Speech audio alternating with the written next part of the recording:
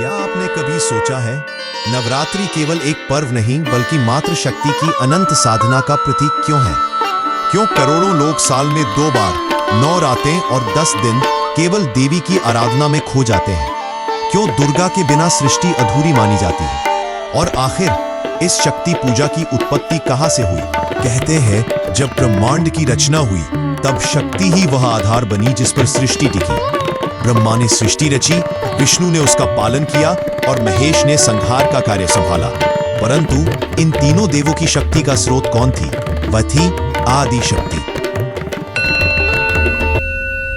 ऋग्वेद से लेकर मार्कंडेय पुराण तक हर जगह एक ही बात कही गई है, देवी ही वह शक्ति है जिनसे देवता भी समर्थ होते हैं।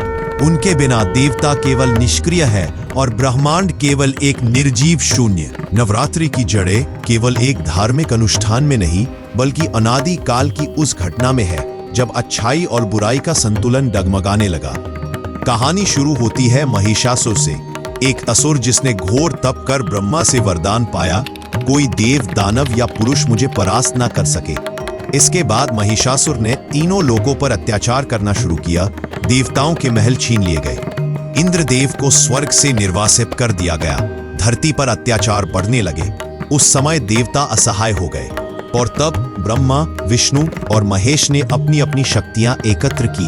उनके तेज से एक दिव्य ऊर्जा प्रकट हुई और उस ऊर्जा से उत्पन्न हुई महादेवी दुर्गा। वह देवी जिनकी प्रत्येक भुजा में एक अस्त्र था, जिनकी आंखों से अग्नि प्रकट हो रही थी, जिनका सिंह वाहन गर्जना कर रहा था और जिनकी मुस्कान में समाई थी अमर्यादित शक्ति। यही देवी आगे महिषासुर का वध करती हैं और धरती पर धर्म की स्थापना करती हैं। उनकी इसी लीला की स्मृति में शुरू हुआ शक्ति पूजा का पर्व। यही वह क्षण था जब नवरात्रि की शुरुआत हुई। 9 रातें और 10 दिन मां दुर्गा के 9 रूपों की उपासना, हर दिन का एक रंग, हर दिन का एक भाव और हर दिन बुराई पर अच्छाई की जीत की ओर एक कदम। जब जब अधर्म बढ़ा, जब जब निर्दोषों का रक्त बहा, तब तब शक्ति ने जन्म लिया। मां ने रूप बदला और बुराई को नष्ट कर धर्म की रक्षा की। आइए सुनते हैं वे पौराणिक कथाएं जिनसे नवरात्रि और शक्ति पूजा का अर्थ और गहरा हो जाता है। महिषासुर, असुरों का राजा, जिसने वरदान पाकर देवताओं को ही बेघर कर दिया था। इंद्रदेव अपना सिंहासन खो बैठे, सूर्य की चमक फीकी पड़ गई, अग्निदेव का तेज बुझने लगा, धरती रो रही थी, देवता असहाय थे। ब्रह्मा, विष्णु और महेश ने निर्णय लिया, अब केवल शक्ति ही इस संकट का अंत कर सकती है। हर देवता ने मां को अपने अपने अस्त्र दिए, त्रिशूल, चक्र, शंख, गदा, तलवार, धनुष, और मां प्रकट हुई सिंह पर सवार होकर। महिषासुर अपनी सेना के साथ गरजता है, देवताओं की स्त्रियों को मैं जीतूंगा, कोई मुझे रोक नहीं सकता। और तभी मां ने सिंहनाद किया। 9 दिन और 9 रातें युद्ध हुआ। कभी मां गरजती, कभी महिषासुर अपने रूप बदलता। वह कभी भैंसा बनता, कभी हाथी, कभी शेर, पर हर बार मां दुर्गा उसे परास्त करती। अंततः 10वें दिन मां ने त्रिशूल से महिषासुर का वध कर दिया। धरती पर शांति लौटी। देवताओं ने गगनभेदी स्वर में जयकारा लगाया, जय माता दी, जय महादुर्गा। यही घटना कहलाती है महिषासुर मर्दिनी की गाथा, और इसी से नवरात्रि का पहला पर्व जुड़ा। ऋषि कात्यायन ने घोर तप किया था, केवल इस इच्छा से कि देवी उनके घर पुत्री के रूप में जन्म ले। उनकी साधना से प्रसन्न होकर मां ने कात्यायनी रूप में जन्म लिया। जब महिषासुर का अत्याचार बढ़ा तब देवी कात्यायनी ने ही असुरों का नाश किया, इसलिए उन्हें महिषासुर मर्दिनी भी कहा जाता है। कात्यायनी देवी की आराधना आज भी छठे दिन की जाती है।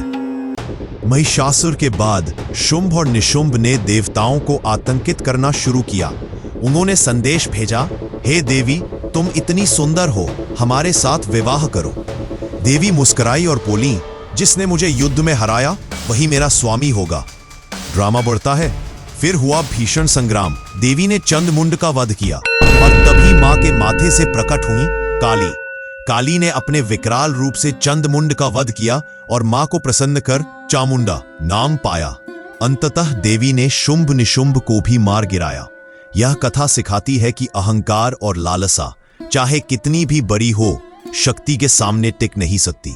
एक बार रक्तबीज नामक असुर ने त्रास फैलाई। उसका वरदान था उसकी हर रक्त की बूंद से एक नया असुर जन्म लेगा। देवता घबरा गए क्योंकि युद्ध भूमि में रक्तबीज के रक्त से हजारों असुर पैदा हो रहे थे। तब देवी दुर्गा ने अपना विकराल रूप लिया। वह बनी काली। काली ने अपनी जिह्वा से रक्तबीज का रक्त पी लिया ताकि कोई नया असुर जन्म न ले सके। अंततः रक्तबीज का वध हुआ और धरती बची। काली का यह रूप हमें सिखाता है कभी कभी बुराई को समाप्त करने के लिए शक्ति को कठोर बनना ही पड़ता है। यही कारण है कि नवरात्रि में मां के 9 रूपों की पूजा की जाती है। शैलपुत्री, ब्रह्मचारिणी, चंद्रघंटा, कुष्मांडा, स्कंद माता, कात्यायनी, कालरात्रि और सिद्धिदात्री।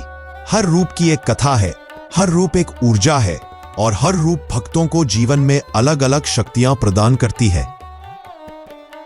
ये कथाएं केवल पुरावों में लिखी कहानियां नहीं, ये हमारी आस्था की जड़ें हैं। हर बार जब हम शक्ति की पूजा करते हैं तो हम याद करते हैं बुराई चाहे कितनी भी प्रबल हो, अंत में जीत हमेशा मां की होती है, क्योंकि शक्ति ही सत्य है और शक्ति ही जीवन है। नवरात्रि केवल एक पर्व नहीं, यह 9 दिनों की वह साधना है जिसमें हर दिन एक विशेष शक्ति की पूजा की जाती है। मां दुर्गा के 9 रूप जिनसे यह सृष्टि संतुलित है।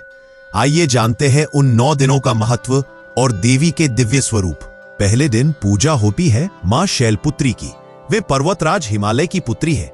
उनका वाहन है वृषभ और हाथ में त्रिशूल। शैलपुत्री का अर्थ है पर्वत की पुत्री। मां शैलपुत्री हमें यह सिखाती है कि जीवन की शुरुआत स्थिरता और धैर्य से करनी चाहिए। उनका पूजन करने से साधक को मानसिक शांति और स्थिरता प्राप्त होती है।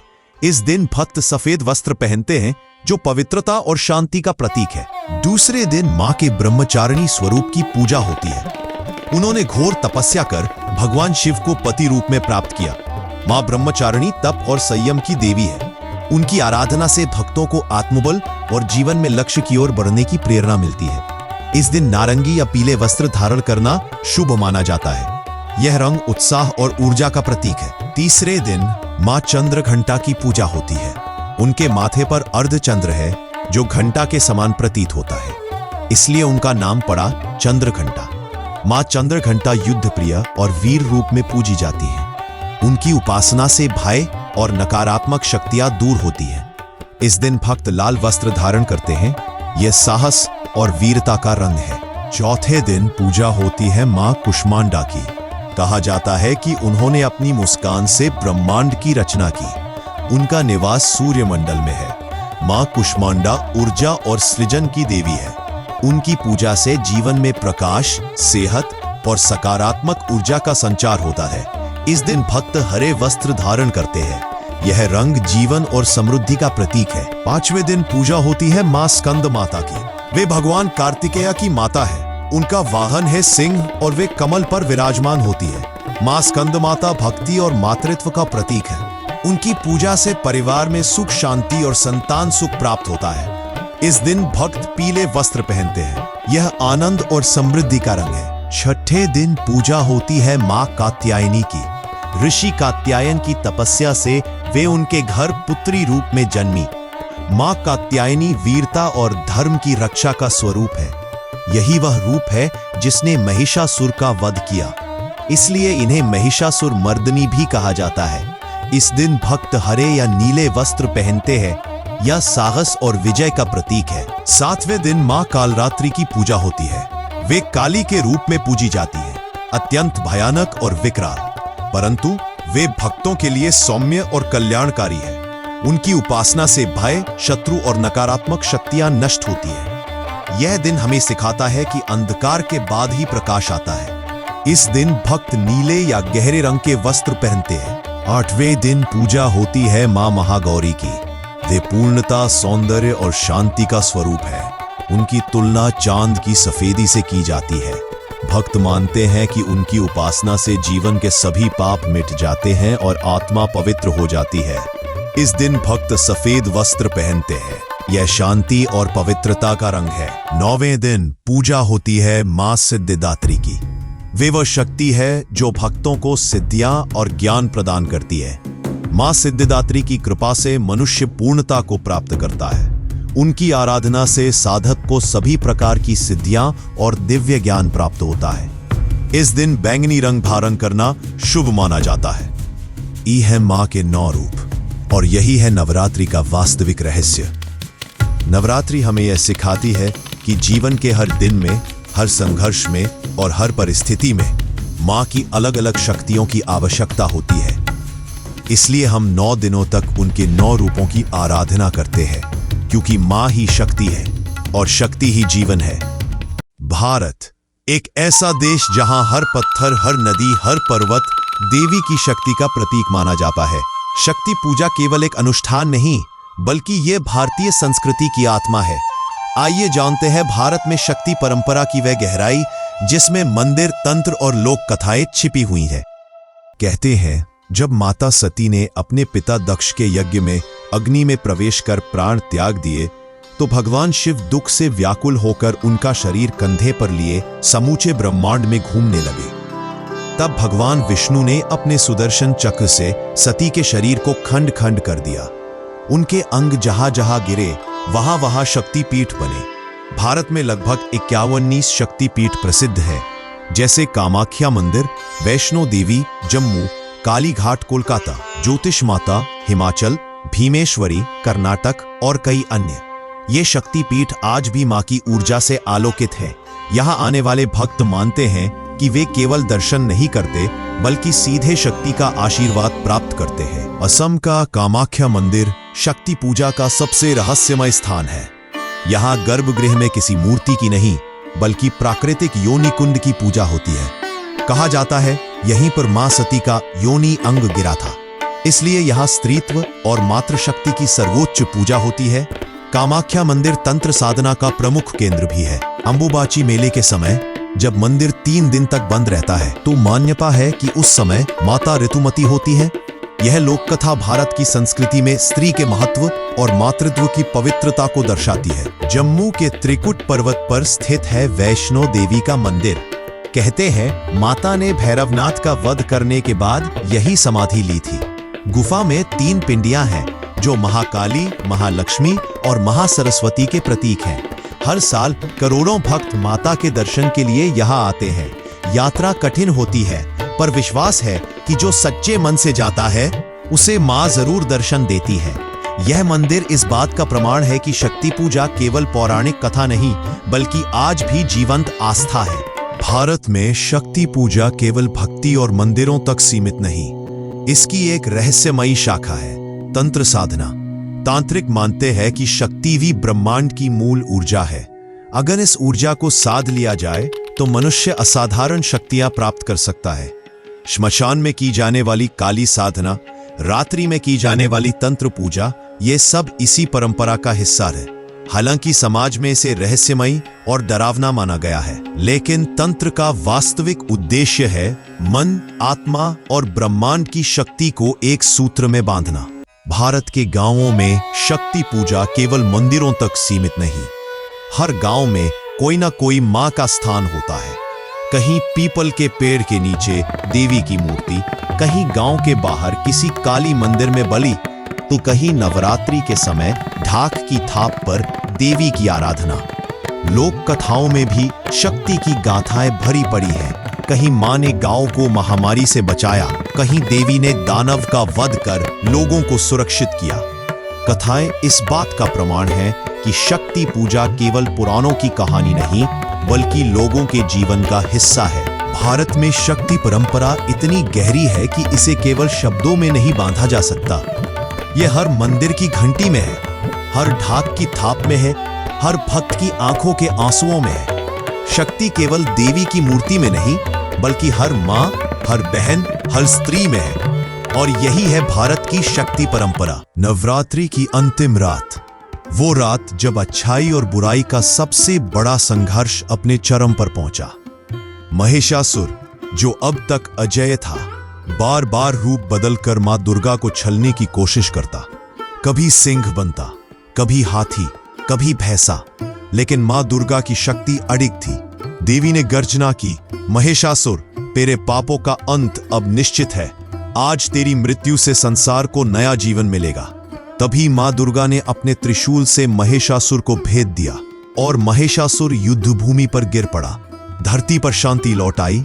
आकाश में देवताओं ने पुष्प वर्षा की। सृष्टि ने पहली बार महसूस किया मात्र शक्ति ही सृष्टि की सबसे बड़ी ताकत है।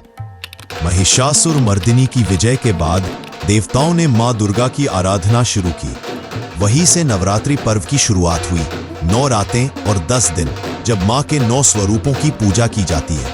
पहला दिन शैलपुत्री, दूसरा दिन ब्रह्मचारिणी, तीसरा दिन चंद्रघंटा और इसी तरह नवमी तक मां के हर रूप की साधना की जाती है।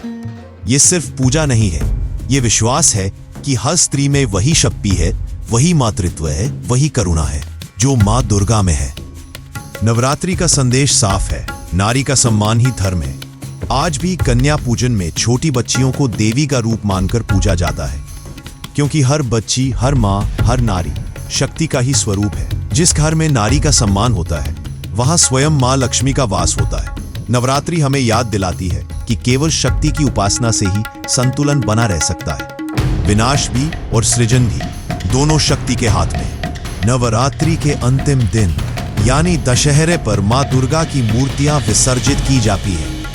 लेकिन ये विदाई नहीं है, ये एक विश्वास है कि मां दुर्गा अपने भक्तों के दिलों में हमेशा जीवित रहती है। दशहरा बुराई पर अच्छाई की विजय का पर्व है। रावण का वध हो या महिषासुर का, संदेश हमेशा एक ही है कि अंधकार कितना भी गहरा क्यों न हो, सत्य और शक्ति का प्रकाश हमेशा विजयी होगा। मित्रों, नवरात्रि सिर्फ एक त्योहार नहीं है, ये हमारी संस्कृति का हृदय है।